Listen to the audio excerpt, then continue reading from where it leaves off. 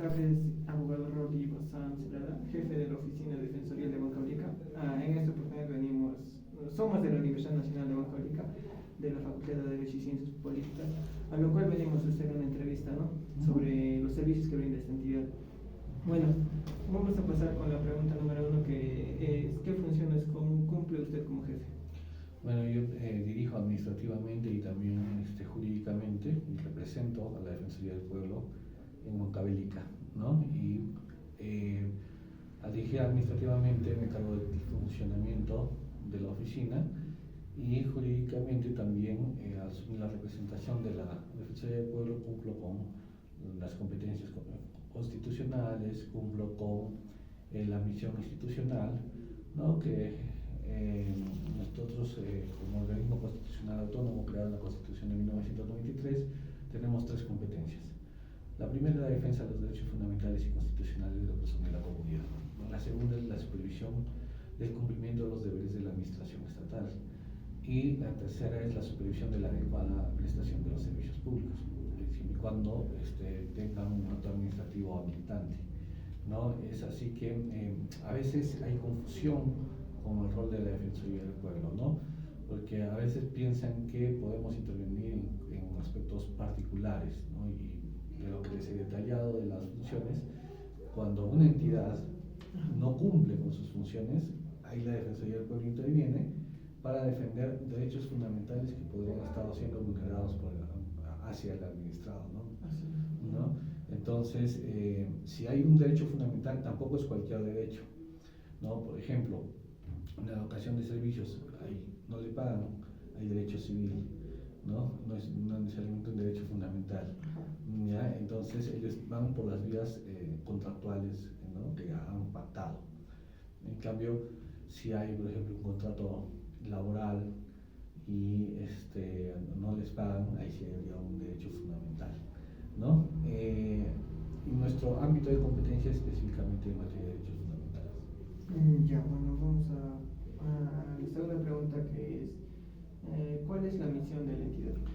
Básicamente es defender y promover los derechos fundamentales de la persona y la comunidad a través justamente de nuestras acciones de supervisión, ¿ya?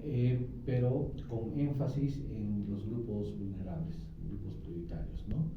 Por ejemplo, niños, niñas y adolescentes, temática de mujer cuando es un tema de género, personas privadas de su libertad, personas adultas mayores, pueblos indígenas,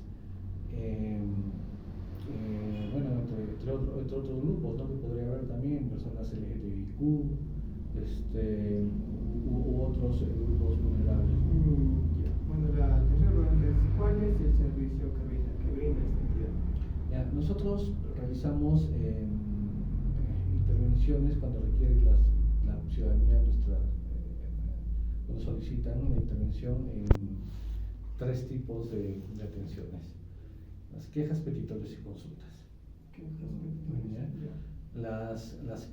Las consultas, empecemos, son temas que no son de nuestra competencia, pero como abogados podemos realizar una orientación, ¿no? ¿Cuál es la entidad competente para ver tu caso? ¿Cuál procedimiento debes seguir? Esos aspectos que no están dentro de nuestro marco de competencia constitucional, ¿no?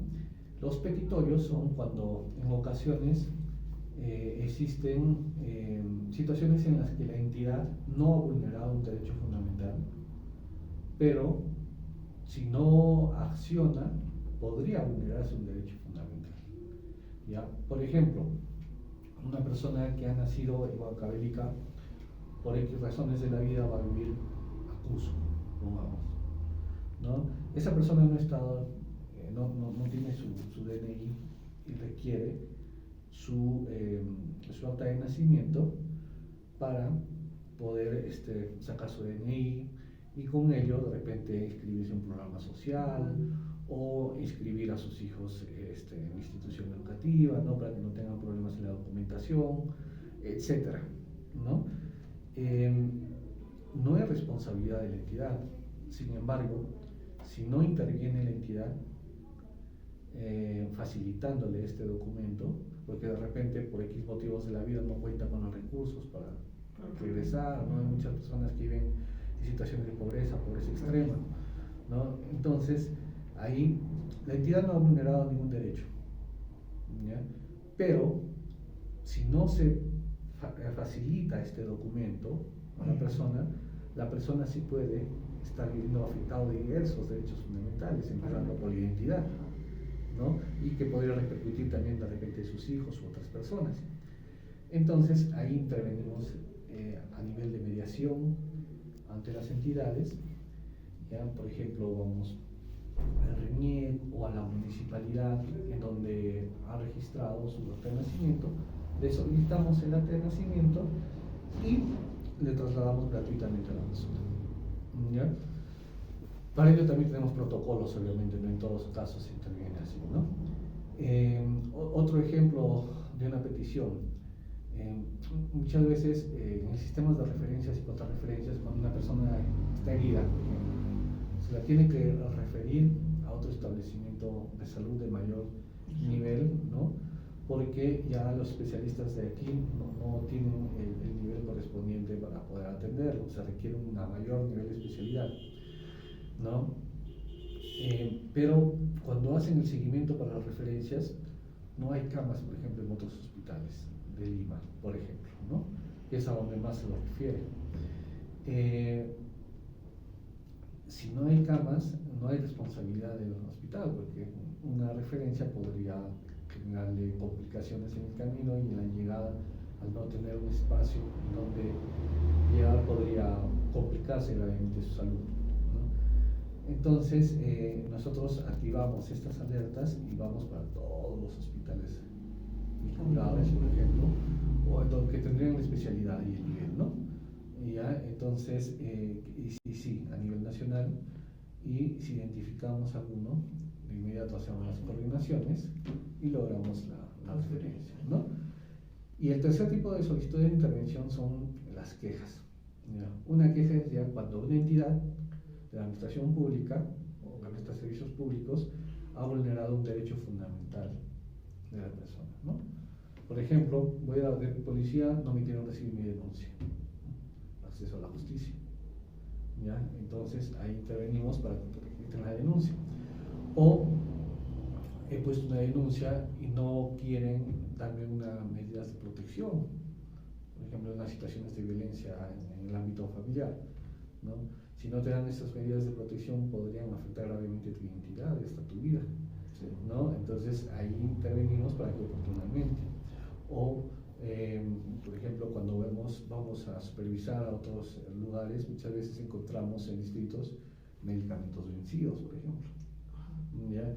Entonces eso podría afectar gravemente a la población, ¿no? Incluso yo recuerdo que una vez entro al establecimiento, estaba esperando al personal de salud, terminan de atender a un paciente, pues, entro porque estaba para realizar la supervisión y le digo, atender al paciente, sí, me dice, ¿con qué medicamentos lo ha atendido? ¿Qué insumos? No, con esto, y me muestra alcohol iodado, que es un insumo, Ibiquilen, que es un desinfectante, y otros. Los veo, hayan vencido hace un año, ¿no? Entonces, si no vemos esas situaciones, pueden afectar gravemente a la población, ¿no? También he intervenido, por ejemplo, en situaciones de homonimia. Una persona que tiene tus mismos nombres y tus mismos apellidos, ¿no? Recuerdo que estuve trabajando en otra región, en el norte, en Cajamarca. Un poblador huancabelicano había sido detenido en Lima y lo habían trasladado hasta Cajamarca porque decían que había omitido, pues, el tema de prestar alimentos para sus hijos. Ya, y el señor decía, pero si yo en mi vida he conocido a Cajamarca y ni siquiera tengo una esposa o hijos aquí, ¿no? Entonces, por ejemplo, ahí nos avisó la policía judicial, ¿no? Y toda la familia había llegado para ver si era cierto o no que estaba siendo detenido por eso, e incluso si es que tenía otra familia o no, porque el señor sí tenía su familia en Huancavelica, ¿ya? Entonces, como al entrevistarnos con la persona dio cierta certeza, entonces fui a revisar el expediente y me percaté que en efecto las personas consignadas en la RQ tenían otros datos, ¿no? ¿Ya? Entonces tenía otras características físicas, tenía otra edad, ¿ya? Pero como no lo habían ubicado, no habían ubicado por la ficha reniega al otro señor, ¿no? Entonces lo habían detenido, ¿ya? Entonces ahí intervenimos para que se pueda garantizar su derecho a la libertad, ¿no? Y si él quiere ya puede solicitar ya por su parte una indemnización al Estado, ¿no? Entonces esa es la diferencia entre limitaciones, petitorios y quejas. También nosotros realizamos, aparte de los servicios a la ciudadanía, el tema de monitoreo, por ejemplo, de conflictos sociales, ¿no? A veces también hacemos mediaciones en el tema de conflictos sociales cuando lo requieren ambas partes, ¿no? Eso es de acuerdo a nuestro protocolo. Y también podríamos, dependiendo de la gravedad del caso, poder intervenir o también tenemos iniciativa legislativa u otras facultades, ¿no?